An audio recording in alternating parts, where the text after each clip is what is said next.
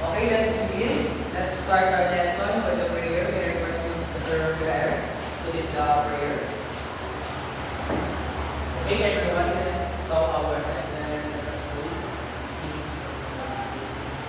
Lord, thank you po sa magandang panahon at pinagkalong sa amin. Thank you po dahil nakatalo ang mga pagkasama ko ng buhay na ito. Sana po ibigay nyo ng talino at ng mga kalusupan ng ating magdadali. Yun naman po sa ating dalangin sa pangalan ng Jesus. Amen. Okay. Good day, class. Good day, sir. Okay, before you have your seat, okay, arrange your chair and pick up pieces of paper under your chair. Okay, you may sit down. Okay, everyone, please read our classroom rules. Open your mind to new ideas and perspectives. Help others when they need it. Show respect to classmates and teacher. Participate actively in class activities. That's in our classroom rules, I'm expecting you to cooperate and participate in our discussions. Is understood? Yes, sir. Okay. I'd like to know if all of you are present today. Yes, sir. Yes, sir. Okay, that's good to hear. And get your assignments and we will check it. Okay, who wants to answer number one? Yes, Sheila. What is the primary purpose of the living business? B. To develop a long-term vision and plan for the Okay, organization. correct. Who wants to answer number two? Yes, Fred. Which of the following is not a component of starting thinking? C. Anticipating future threats and challenges. Yes, correct. Answer number three. Yes, Achensa. The answer is letter B. It allows leaders to make decisions based on long-term goals and outcomes. Okay, correct. Number four. Yes, Karen. What is the first step in the strategic thinking process? B. Analyzing the external environment. Okay, for the last one. Yes, Mateo. Which of the following is not typically a characteristic of strategic thinking? C po. Okay, correct. We got 5, 4, 3, 2, 1. Okay, okay, pass forward. And also your outputs, because later I will record it. Okay, last meeting, we have a short discussions about the learner center. Okay, give me a short recap about our previous lesson. Okay, Karen. So our previous discussion is all about the learner-centered lesson plan, which is all about the citizen approach where the students taking active role in the classroom setting. So they didn't in a passive, they didn't just like listen and to the teacher. They are the active role of their own learning. Okay, very good. Other answer? Done? Okay, yes. Good. Okay, at this point, let's have the first activity. And the title of our activity is The Whole Stronghold Challenge. So here is the directions. A stronghold, the jumbled letters to form a meaningful word related to our lesson, that include the most correct answer of the end of the statement will count as the winner. So I will present a jumbled letters and you will arrange it. Okay, the number one is. Okay, first I will group you two into two. Group one, group two. Okay. Group one, group two. Okay. Okay, let's start. Number one. Yes. Opportunities. Okay, 1 point for group 2. Next one.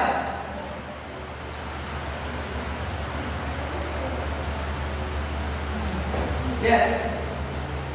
Individuals. Individuals is correct.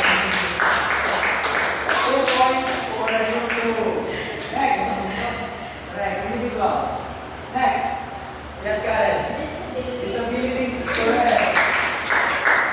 1, 2. Disabilities. Next one.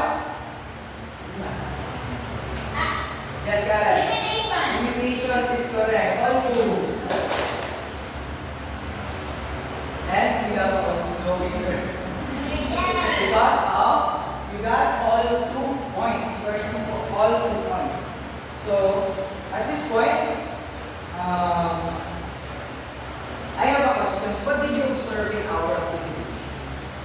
of the words that I gave. What did you observe in our activity? What do you think is our topic for today? Can you guess what? Yes, Ferrer. It's all about sa program. Wow, okay. That's correct. Other answer?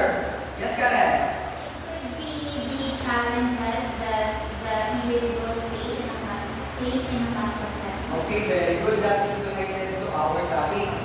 At this point, I will present you a video related to our topic. So I want you to look and understand the video that I will present. Panginoon sa Open High School program ang nakikipagod na estudyante na ibasitin namin ng high school. Ang programa lagi matulungan ng mga individual na nakikita sa pag-aaral sa kagandaan. Lalo po ito ang nades. Hindi na pinapatuloy ng kahit 8 anos sa sarili ang pag-aaral ng mga kaasyan grade 6 kahit sa mga high school sa pagbabalas ng tulungan niya ang mga oras niya. Ang mga katulong na hirap na rin sa pag-aaral ko. Kaya ito pa ko na talagang Bukas naman daw siya sa kanyang pag-aaral muli ang tulad nito ang gusto tulungan ng iba sa National High School sa ilalim ng kanyang Open High School program. Ano man ang edad, estado o karagdagan sa buhay, bibigyan ng oportunidad ng pagpatuloy sa high school. Okay.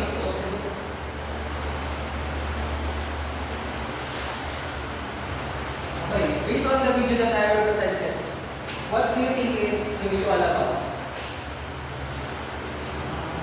Based on the video that I presented. Yes, Ferrer. Open High School program po. Yes.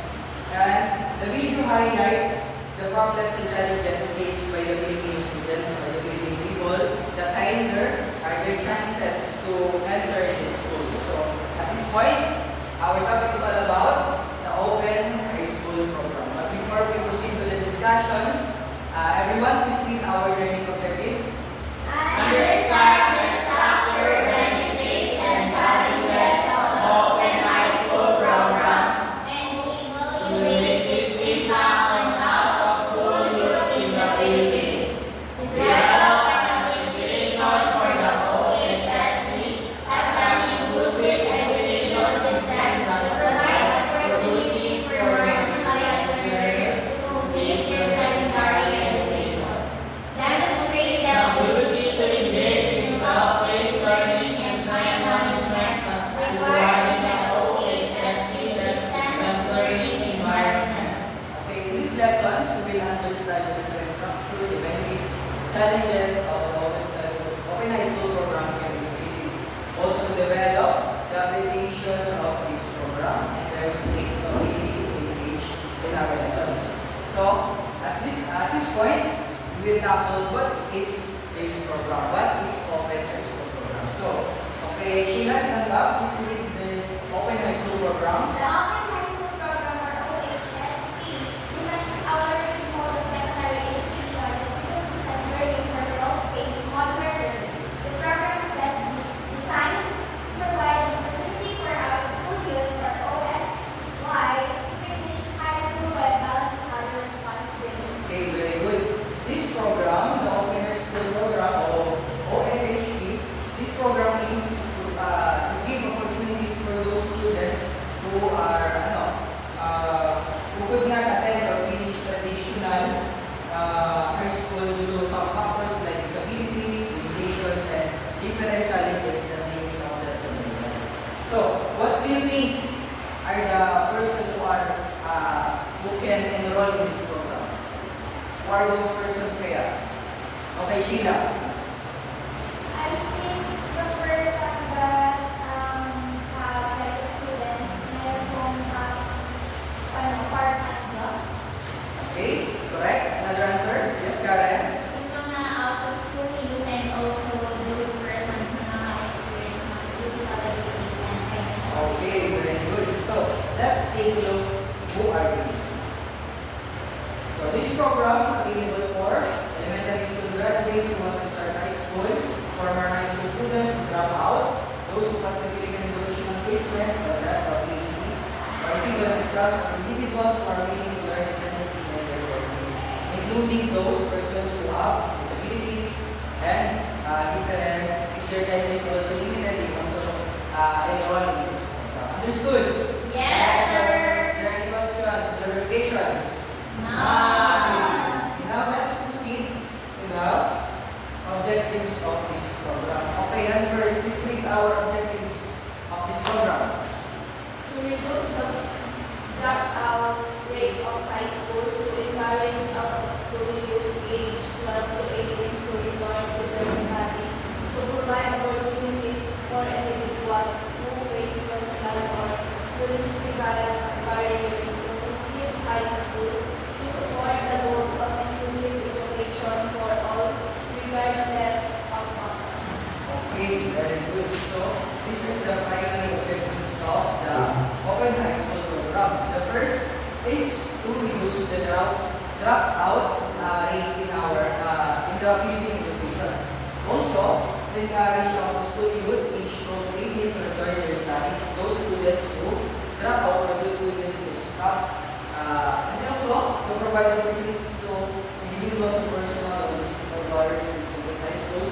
Those barriers is disabilities, yun na, sinadawin ng disabilities, and to support the goal of inclusive education for all regardless of their background. So, now, we proceed to the benefits of this program. So, may I call on Ms. Ma'am Kasisi to represent the benefits of OHSP.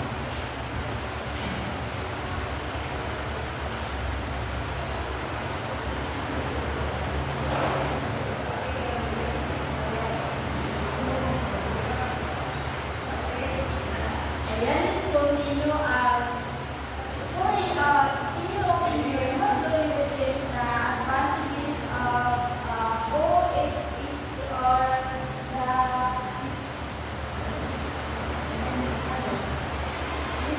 whatever you ano yung advantages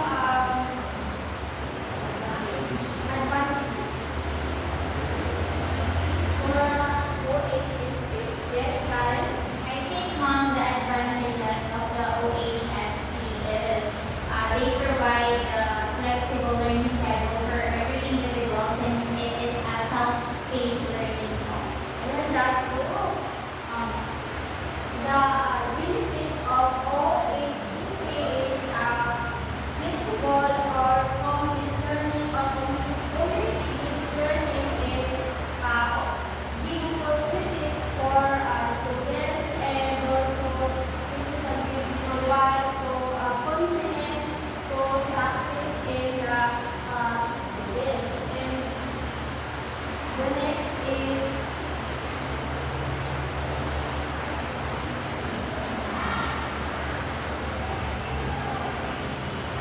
limitation and challenges in evaluates.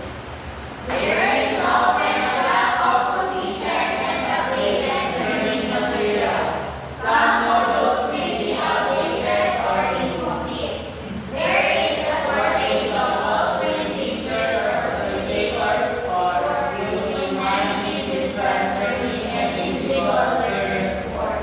Support services such as tutoring and supplementary instruction may be lacking in some areas. The program's implementation varies across regions and some areas may have some support system than others. Thank you. Plus,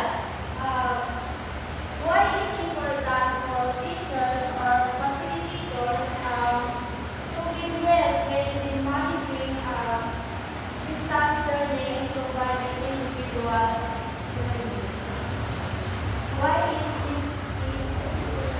Why is it important for teachers or facilitators to train and manage students? Anyone? Salamat, Joshua. The importance po of the qualified teachers is they have skills to manage distance learning and they can teach the student good. Thank you. The challenges of outdated materials, lack of skilled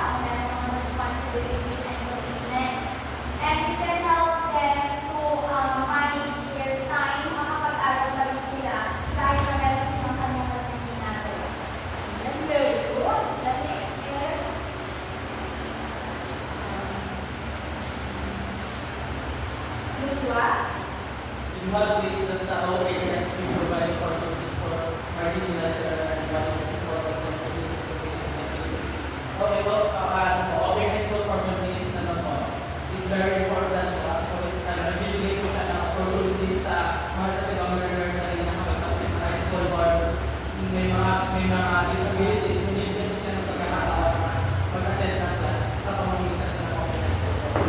That's right. The next is Allen. And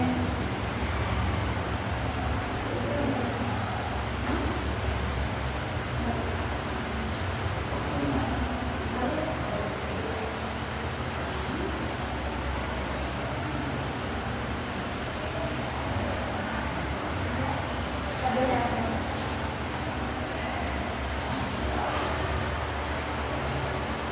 Okay, so given the self-paced nature of OHSP, how do you plan your study schedule to manage time effectively and overcome potential distractions? So, I will create my study schedule efficiently and effectively. Like, for example, I will divide my time very well so that yung mga chores is nagagawa ng maayos in that specific period of time. And dapat hindi lang siya plan, so the plan needs an action. So we need to execute that. So I will create my study schedule effectively and well.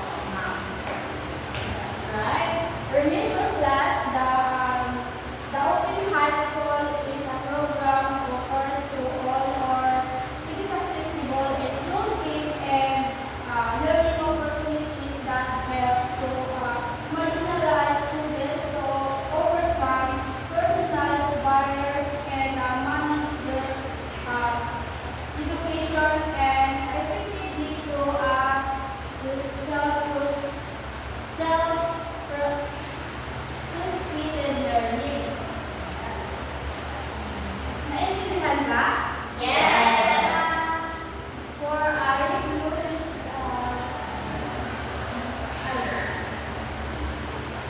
what is Open High School program? Ayek?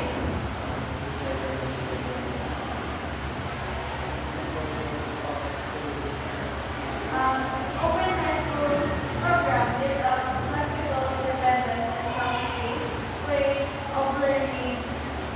New students who cannot complete secondary education due to lack of time, physical problems, financial difficulties, and geographical barriers. Okay, class, grade 5 class for Ayek.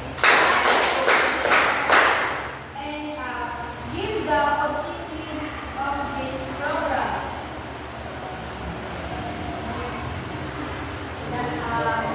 Magdudua.